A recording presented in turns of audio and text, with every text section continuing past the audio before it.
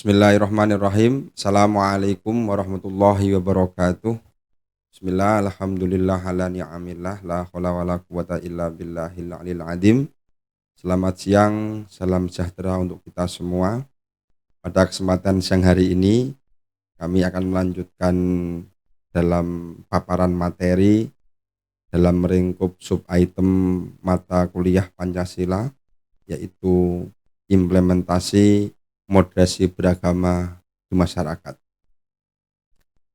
Sebelum jauh kita ngomong implementasi moderasi beragama dalam masyarakat, kita perlu mengkaji dulu pengertian moderasi beragama dalam segi etimologinya, dalam segi bahasa, ataupun segi terminologinya atau istilah, dan dalam pandangan-pandangan yang lain. Bahwa moderasi beragama itu dalam istilah etimologinya berasal dari bahasa Latin, yaitu moderatio, yang berarti kesedangan, atau bisa dimaknai tidak terlalu berlebihan dan tidak kekurangan. Dalam kamus besar bahasa Indonesia, kata moderasi mempunyai makna pengurangan kekerasan dan penghindaran keekstriman. Kata moderat yaitu mempunyai makna dari kata sifat, yaitu moderation, yang berarti tidak berlebihan atau berarti sedang-sedang saja. Dalam bahasa Arab, kata moderasi biasa kita kenal dengan kata wasat atau wasatiyah, yang memiliki padanan makna yaitu tawassut, artinya di tengah-tengah. Bisa dimaknai juga dengan iktidal, adil, atau tawazun, berimbang.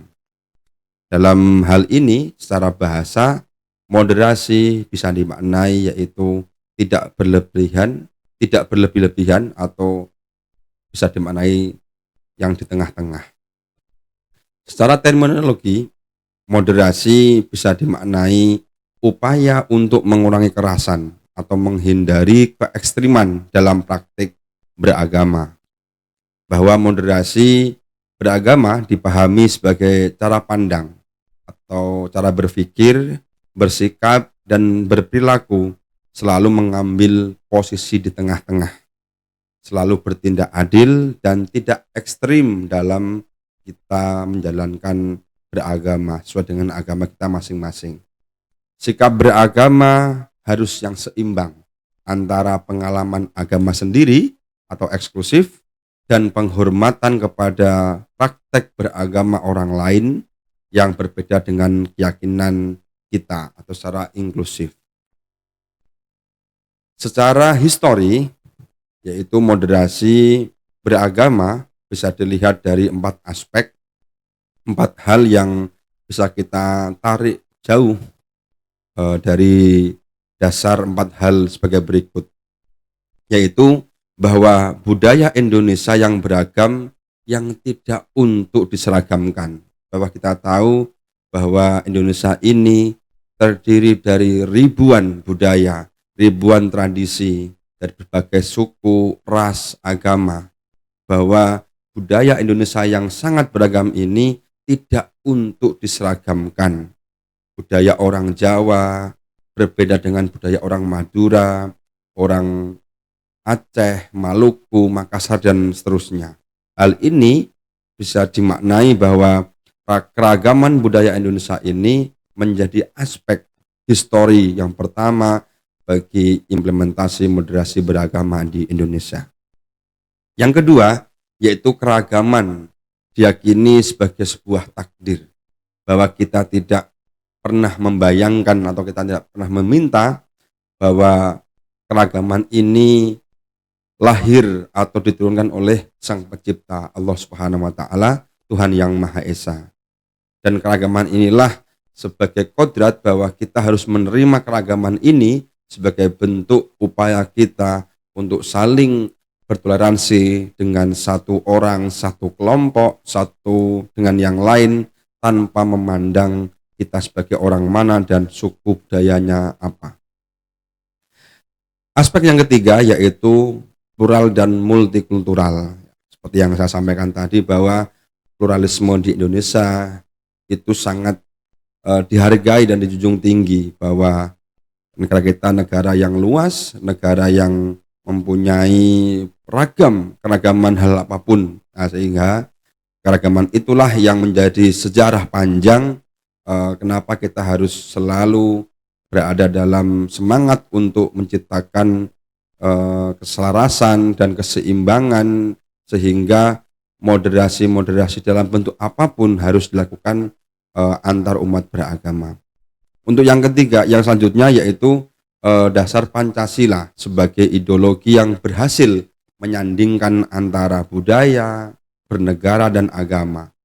Karena Pancasila sebagai falsafah negara Indonesia, kita sudah mengamini, yaitu Pancasila sebagai ideologi bangsa, bahwa ketika ada keragaman budaya, ketika ada beberapa agama yang ada di Indonesia, bahwa kita menempatkan Pancasila itu sebagai aspek pemersatu bangsa, sebagai wujud di dalam bingkai negara kesatuan Indonesia, negara kesatuan Republik Indonesia.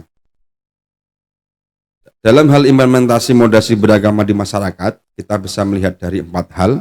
Yang pertama, internalisasi nilai-nilai esensial ajaran agama.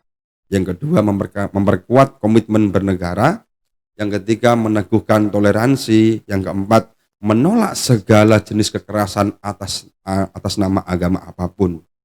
Bahwa kita sebagai pionir terdepan dalam aspek sebagai moderasi beragama, kita wajib mengajarkan, menghantarkan ajaran agama itu yang substantif, yang intinya bahwa tidak ada ajaran agama apapun di Indonesia, bahkan di dunia, yang mengajarkan untuk tidak dalam kebaikan.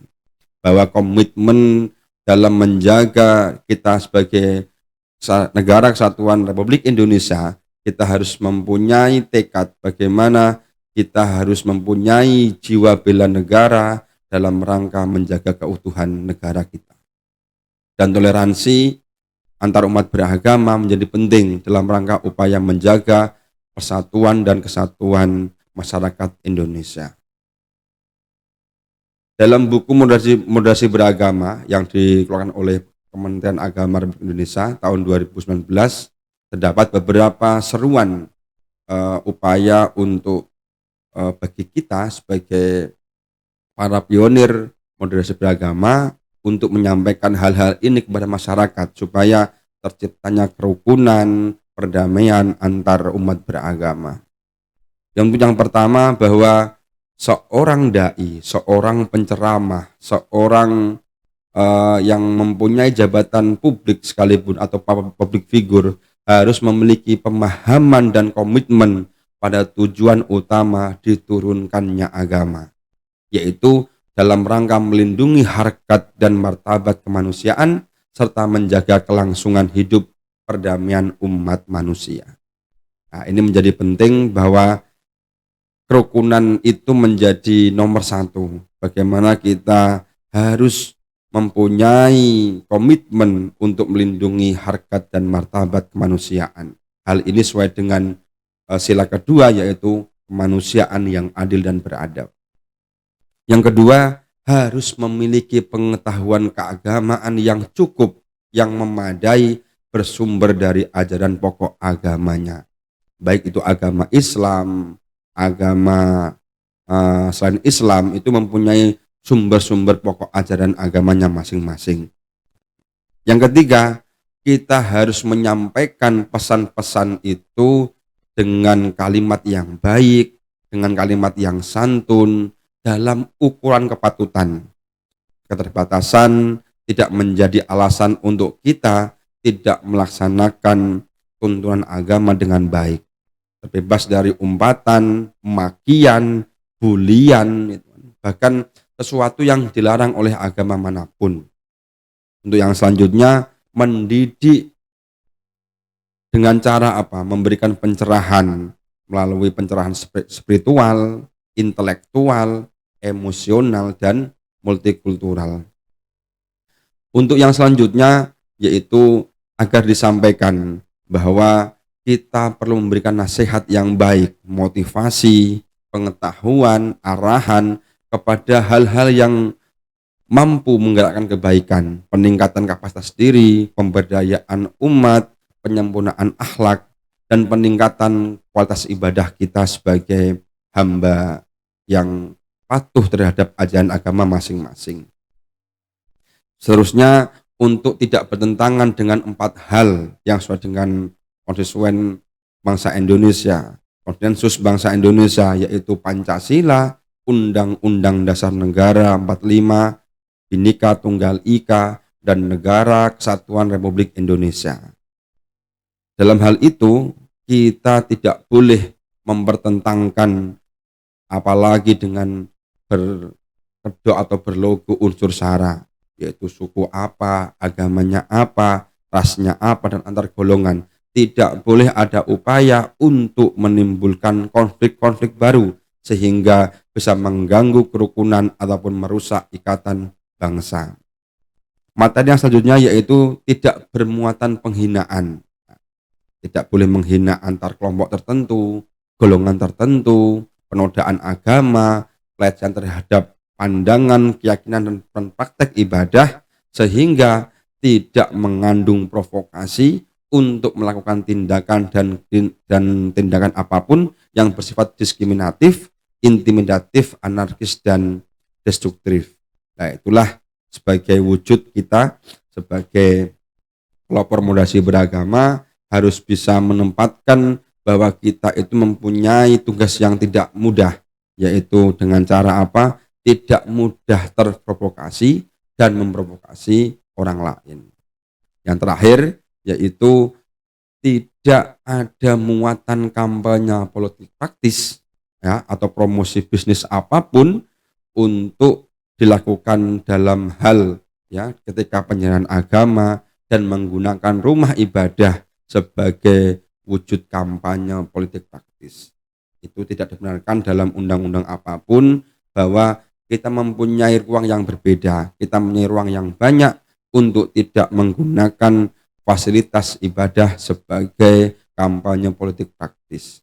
Demikian yang dapat kami sampaikan. Mudah-mudahan implementasi tadi bisa kita aplikasikan dalam rangka kita sebagai warga negara Indonesia yang menjunjung tinggi Bhinneka Tunggal Ika demi keutuhan negara Republik Indonesia. Sekian, wallahul muwaffiq ila aqwamit thoriq. Wassalamualaikum warahmatullahi wabarakatuh.